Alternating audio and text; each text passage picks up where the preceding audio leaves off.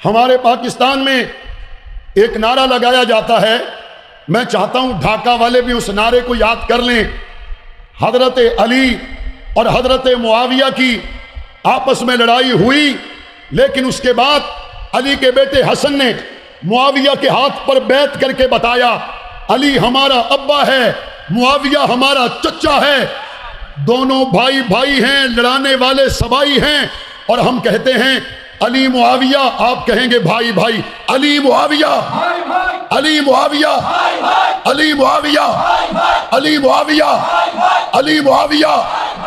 بعض لوگ آپ کے بنگلہ دیش میں کہتے ہیں حضرت عثمان سے یہ کام ٹھیک نہیں ہوا، حضرت عثمان سے وہ کام ٹھیک نہیں ہوا، حضرت عثمان نے ایسا کیوں کیا، حضرت عثمان نے ایسا کیوں کیا۔ میں نے کہا دیکھو، حضرت عثمان میں تمہیں برائی نظر آئی، مصطفیٰ کو تو کوئی برائی نظر نہیں آئی۔ تمہیں حضرت عثمان میں برائی نظر آئی، محمد مصطفیٰ نے اپنی بیٹی رقیہ کا رشتہ عثمان کو دیا، ام کلثوم کا رشتہ عثمان کو دیا، اور پاک پیغمبر نے حضرت ام کلثوم کی وفات کے بعد کیا فرمایا؟ فرمایا عثمان 100 بیٹیاں ہوتی، ایک ایک کر کے تیرے نکاح میں دیتا، کیونکہ دنیا میں عثمان سے اچھا داماد کوئی نہیں ہے۔ بھائی جنت کون کون جانا چاہتا ہے؟ ماشاءاللہ سب جانا چاہتے ہیں، سب جانا چاہتے ہیں تو سن لو، سن لو، میں جس راستے سے آیا اگر وہاں پہ ٹریفک جام نہیں تھا اور راستہ صاف تھا، میرا دوست مجھے فون کر کے پوچھتا ہے میں جلسے میں آؤں، کہاں سے آؤں؟ میں اس کو کہوں گا جس راستے سے میں آیا اسی سے تم آؤ۔ صحابہ سے اللہ راضی ہوا، اب جو اللہ کو راضی کرنا چاہتا ہے صحابہ والے راستے سے جائے، اللہ راضی ہو جائے گا۔ صحابہ والے راستے سے جائے، اللہ راضی ہو جائے گا، اللہ جنت عطا کرے گا، اور اللہ نے سب صحابہ سے جنت کا وعدہ کیا۔ قرآن مجید بھی کہتا ہے انعم اللہ علیہم من النبیین والصدیقین والشہداء والصالحین۔ قرآن مجید بھی کہتا ہے السابقون الاولون من المہاجرین والانصار والذین اتبعوہم بإحسان۔ قرآن مجید بھی صحابہ کرام کے ایمان کو بطور معیار کے بیان کرتے ہوئے کہتا ہے فَإِنْ آمَنُوا بِمِثْلِ مَا آمَنْتُمْ بِهِ فَقَدْ اهْتَدَوْا۔ قرآن مجید بھی صحابہ کرام کو دین تحفے میں دے کر یوں بیان کرتا ہے الیوم اکملت لکم دینکم واتممت علیکم نعمتی ورضیت لکم الاسلام دینا۔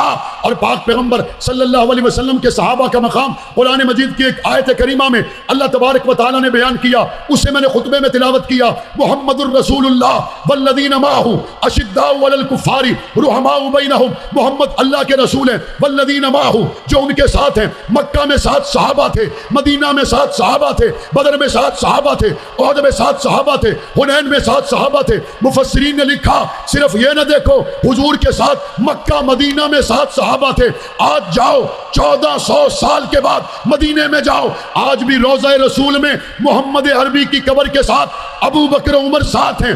والذین معہ دنیا میں رہتے ہوئے بھی 7 صحابہ تھے، دنیا سے گئے آج بھی 7 صحابہ ہے۔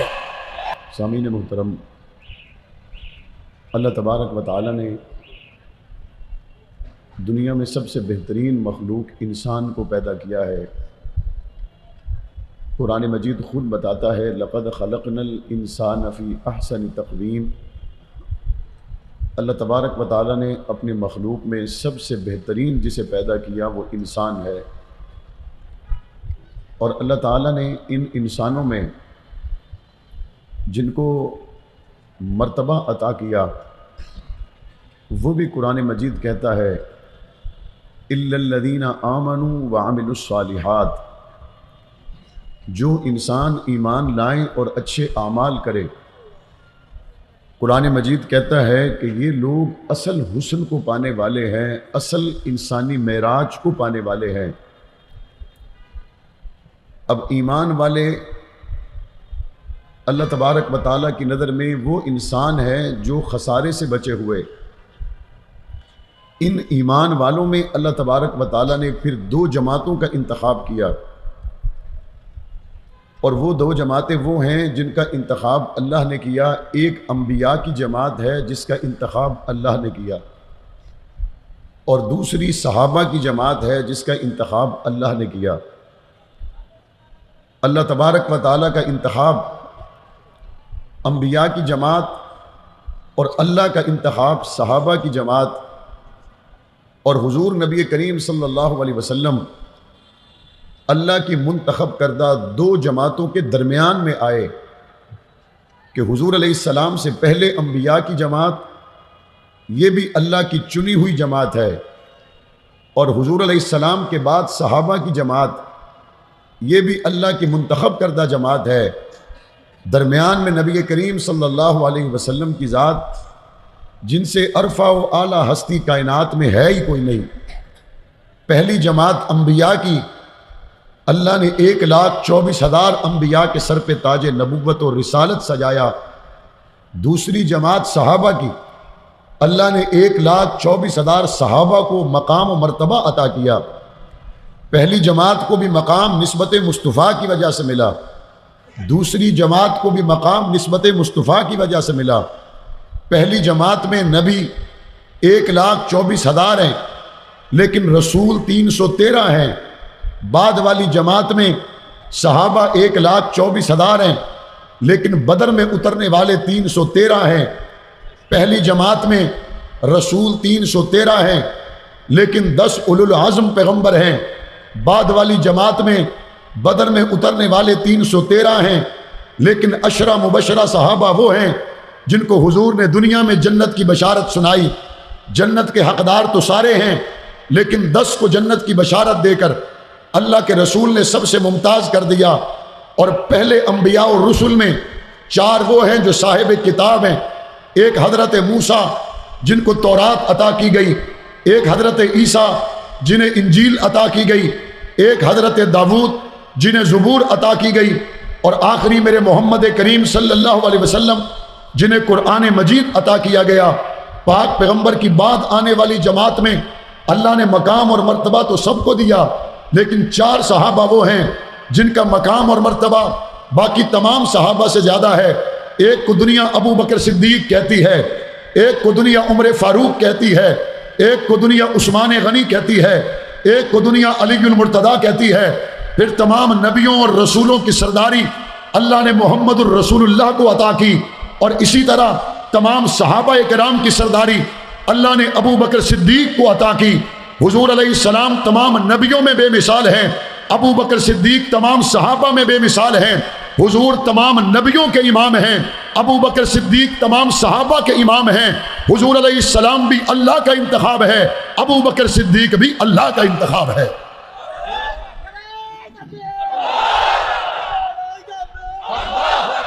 حضور نبی کریم صلی اللہ علیہ وسلم کی جماعت انبیاء، حضور نبی کریم صلی اللہ علیہ وسلم کی جماعت صحابہ، دونوں کا انتخاب اللہ نے کیا۔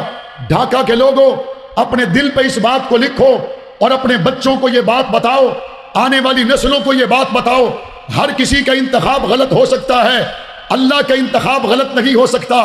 آج کوئی آدمی یہ کہتا ہے پہلے زمانے میں فلاں پارٹی کے ساتھ تھا، میں نے اس کو ووٹ بھی دیا، لیکن وقت گزرنے کے ساتھ ساتھ پتا چلا وہ پارٹی ٹھیک نہیں، وہ لیڈر ٹھیک نہیں، میں نے اس کو چھوڑ دیا۔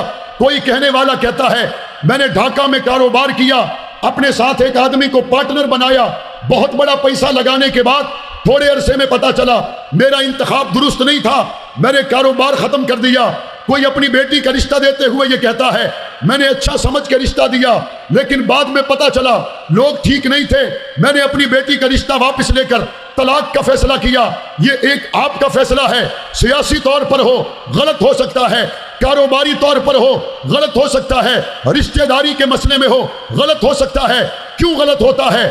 انسان جو بھی فیصلہ کرے آنے والے وقت کو نہیں جانتا، انسان جو بھی فیصلہ کرے دل کی حالت کو نہیں جانتا، دل کی حالت کو رب جانتا ہے، آنے والے وقت کو رب جانتا ہے۔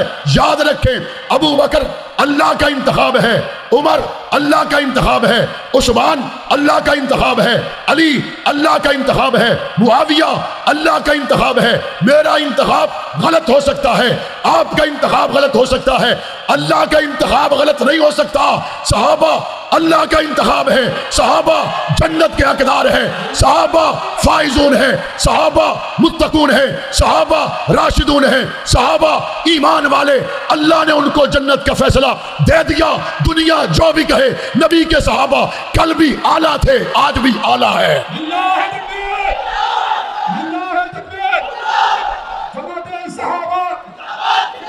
جماعت صحابہ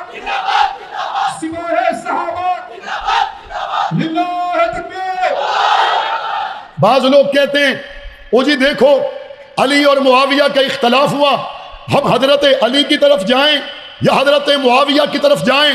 ہم ان کو کہتے ہیں نا، معاویہ بھی نبی کا صحابی، علی بھی نبی کا صحابی، علی بھی رب کا انتخاب، معاویہ بھی رب کا انتخاب، ہمارے دونوں ایمان کا حصہ، ہم دونوں کی محبت، دونوں کی عزت، دونوں کی عظمت کو ماننے والے۔ کہتے ہیں یہ کیسے ہوگا؟ یا تو علی ٹھیک ہوگا یا معاویہ ٹھیک ہوگا، ایک کی طرف تو جانا پڑے گا۔ میں نے کہا اگر ایک کی طرف جانا ہے پھر دیکھو پڑھو قرآن، حضرت موسیٰ اللہ کا نبی ہے، حضرت ہارون اللہ کا نبی ہے، اور ان کے اختلاف کو بتانے والا تاریخ دان نہیں، اللہ کا قرآن ہے۔ اور کیا کہتا ہے؟ یبن امہ لا تأخذ بلحیتی ولا براسی۔ حضرت موسیٰ نے ہارون کے داڑھی کے بالوں کو پکڑا، سر کے بالوں کو پکڑا۔ اب بتاؤ ہارون کی طرف جاؤ گے یا موسیٰ کی طرف جاؤ گے؟ بتاؤ ہارون کی طرف جاؤ گے یا موسیٰ کی طرف جاؤ گے؟ کہتے نہیں، ہارون بھی رب کا انتخاب، موسیٰ بھی رب کا انتخاب، میں دونوں کی عزت کرتا ہوں۔ میں نے کہا یہی تو ہم نے کہا، معاویہ بھی رب کا انتخاب، علی بھی رب کا انتخاب، نہ ہارون کو چھوڑا جا سکتا ہے، نہ موسیٰ کو چھوڑا جا سکتا ہے،